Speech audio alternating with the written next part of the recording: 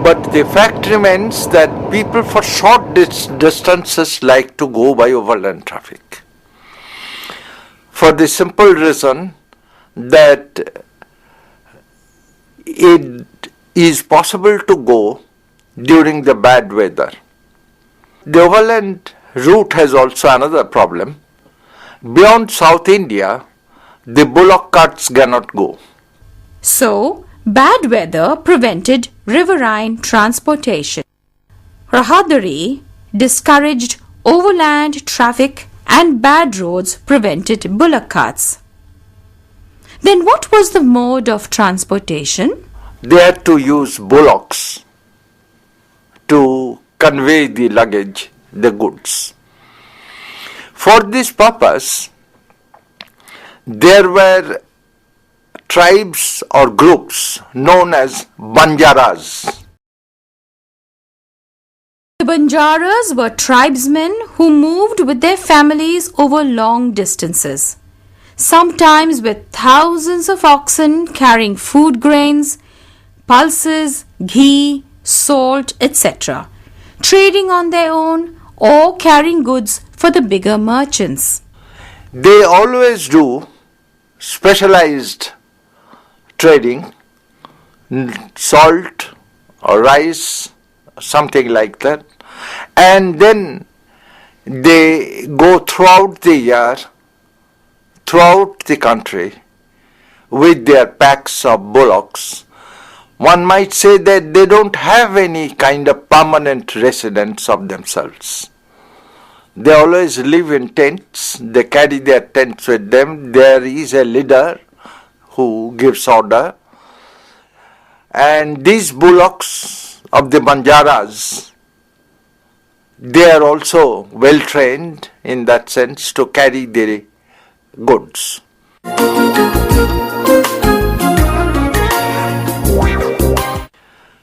Some of the cities, because of the wholesale market and because of the villages attached to themselves, become famous for certain kind of products. Abul Fazal, in his Ain-i-Akbari, has given the list of the villages or land attached to a particular city. Almost all the cities have their lands. And the products of these villages or the land come to the city itself. And thus the city becomes a little bit of a parasite, as Irfan Habib says. It becomes a parasite because it takes the revenue from the village, then they take the product of the village with some kind of a tax. We know this kind of tax, the details of the tax, from a 18th century document of Cambay, where the details of the entry tax, the toll tax had been given. In this we see that mostly the provisions are coming apart from cotton, and in the provisions the melted butter predominates. Whatever the sort of production or the kind of trade, the fact remains that certain cities become important for certain products, although there are other products there as well. For example, Sajjadpur in UP was famous for making of paper. Rajasthan was famous for marble and other stones. Patna was famous for scented utensils and for opium and sulfur. Bengal was famous for silk. Kasim Bazar was the most important one, and Malda as well, and also for cotton cloth. Ahmedabad was very important for silk, and the foreign companies used to reside there, including the Dutch, for the purchasing of the silk. Certain villages become important because of their raw materials. For example, Sarkhej in Gujarat near Ahmedabad was famous for its opium. In UP, near Agra, a place called Biana was also becoming important till almost 1665 because of its opium production. So certain villages have raw materials, and these raw materials are carried into the cities, and the cities become famous because of their crafts, because of their production. Now, as a result, we see the growth of the internal trade. This internal trade is not only between city to city. It has been stated that the internal trade of the foreign merchants of the East India companies of Europe started first in the coastal areas. That is, the coastal trade they used to do, and they made their money in the coastal trade before exporting these to Europe. The Indian merchants also did the coastal trade, and in the coastal trade we had all kinds of products. For example, the French used to send rice to Coromandel from Pondicherry in times of famine. There are other examples of similar nature. So therefore, the pattern of the internal trade depends very much on various factors, on geographical factors as well, on historical factors as well. For example, Surat had a very good overland route with Delhi and Agra. Cambay has also the same route. This route continued till the beginning of the Maratha-Mughal War. Once the Maratha-Mughal War started, this route was destroyed practically, and Surat had lost much of its internal trade and revenue. But overland trade continued in other parts of India. For example, in the early 18th century, there was a vibrant caravan trade between Agra and Patna. Once a year, the Agra caravan used to come to Patna with various merchandise. This continued till the coming of Nadir Shah. But there are other geographical factors involved in the change or the destruction of the routes of the trade. For example, Multan has a very good connection with the Indus River through a canal. But in the second half of the 17th century, the canal was gone, and the trade, riverine trade, was gone also. There was an attempt to continue the trade between Multan and Sindh by overland route, but that did not last very long. So therefore, the trade, internal trade, although very prosperous in Mughal India and increasing daily, depended to a large extent on political as well as geographical factors, and also, as we see, on the demands particularly of export. For example, Machilipatnam had a very large hinterland, and its two products which are sought after by the foreign merchants as well as by the Indian merchants. One is the cotton cloth, and the other is a special kind of red cloth called chintz, C-H-I-N-T-Z.